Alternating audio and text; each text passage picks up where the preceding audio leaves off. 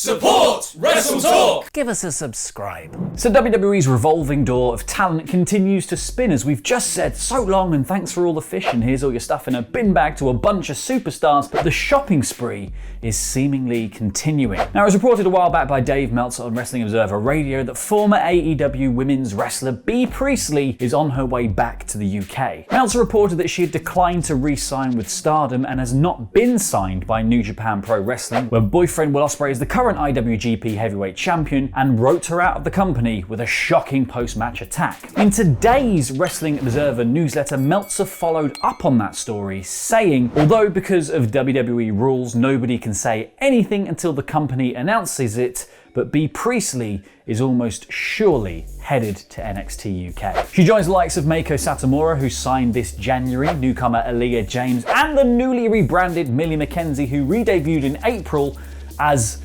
Amelia McKenzie. Oh, Amelia McKenzie. Oh, Amelia. No, I hate it. It's like one of the most anti-fan things WWE has done for a while. But never mind former AEW stars joining WWE. What if we took that sentence and we reversed it? WWE joined stars AEW.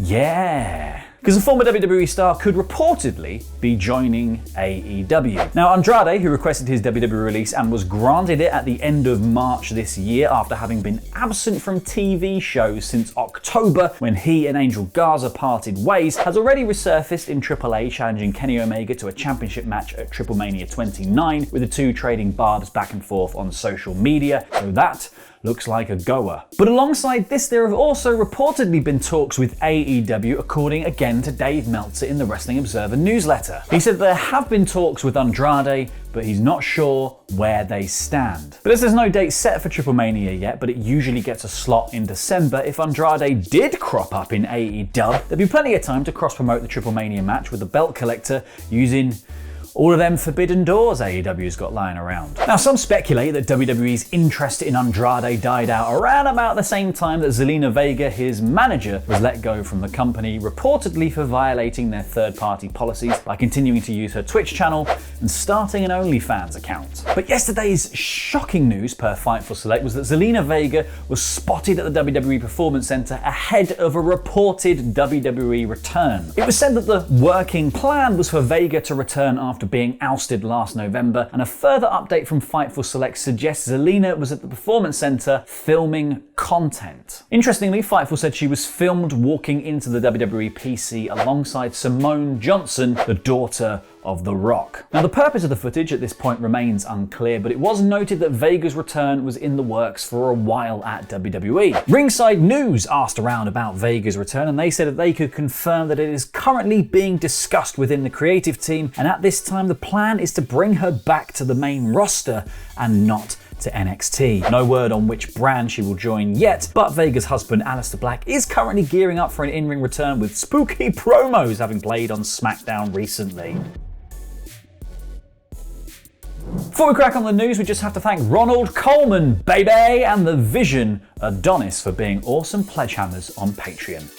Now, earlier this week, AEW announced that they plan to be back on the road by July 7th, touring shows around the US. And now, apparently, WWE won't be very far behind them. Because according to Andrew Zarian of the Mat Men Pro Wrestling podcast, WWE plan to host live events from July 16th. Now, Zarian was the first to report that NXT would be moving to Tuesday night, so he has some credibility for good info. He said, "It looks like WWE is going to be touring starting July 16th. This is for the main roster show, so SmackDown would be the first one with a live audience. I have no idea where they are going to do it. I don't know anything beyond that. The date to start touring is July 16th. He then clarified that fans will be back July 16th to 19th and speculated that it might be a one-off, but he's not sure. Previous reports had suggested, though, that August would be WWE's return to live shows, with SummerSlam proposed as the event to kick off the big return to touring. So we're gonna have to wait and see how that pans out, but keep July in view, as at least some wrestling is gonna be on the road again. Currently at a bit of a dead end, though, is poor former Raw Women's Champion Asuka, who's been swallowed up into an Omni-Flair feud alongside Rhea Ripley, that now also includes bloody Magic Alexa Bliss and a dolly. I mean, it was a hard one to predict what's going to happen at WrestleMania Backlash. Not on the who would lose side, because That's Asuka. Asuka's gonna lose. This week on Raw, the former Rumble winner, streak owner, and lest we forget, very good bloody wrestler, was pinned clean by Rhea Ripley ahead of the triple threat match with Charlotte on Sunday. It sounds dumb, it is dumb, and Batista, who is not known for holding his tongue, didn't like it. Because under the clip WWE posted of the match on Instagram, Big Dave wrote, "Seriously? Jobbing out Asuka?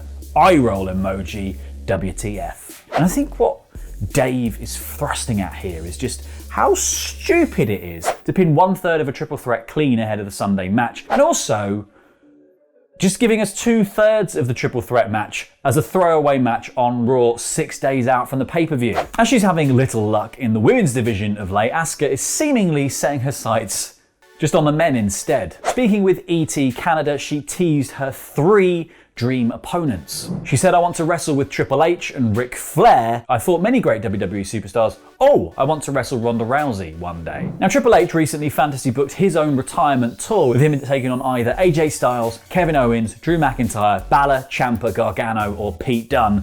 And sadly, Asuka didn't feature in that list at all. But considering that she's more likely to be booked to date Ric Flair, and Ronda Rousey recently announced her pregnancy, Triple H is probably her best bet. And he did step into the ring with Ronda at WrestleMania 34, so he does have priors for taking on women.